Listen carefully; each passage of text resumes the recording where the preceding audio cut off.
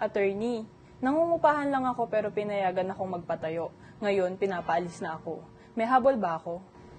Oo, pero linawin natin agad. Kung tenant ka, hindi ka builder in good faith. Alam mo kasing hindi sa'yo ang lupa, so hindi applicable ang Article 448 ng Civil Code. Yung rule na kapag nagtayo ka sa lupa ng iba ng in good faith, mamimili ang may-ari kung number 1, babayaran ka para sa itinanim o itinayo mo. Or number 2, pipilitan kang bilhin ng lupa o magrenta kung mas mahal ang lupa. At habang hindi ka pabayad, pwede kang manatili. Pero tulad ng sabi ko, hindi to para sa tenant. Bakit? Kasi alam mong hindi sa iyo ang lupa.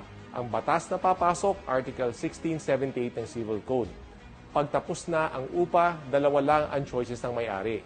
Bayaran ka ng kalahati ng halaga ng improvements or hayaan kang baklasin ang pinatayo mo kahit masira ang lupa.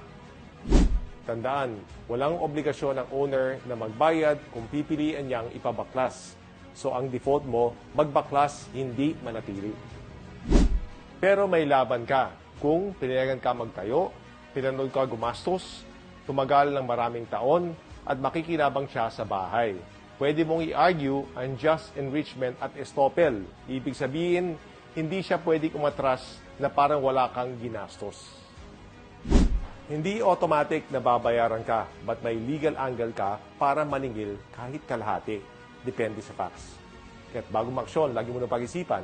Ito Sir Attorney Tony Roman, handang magbigay ng free legal advice na walang lokohan.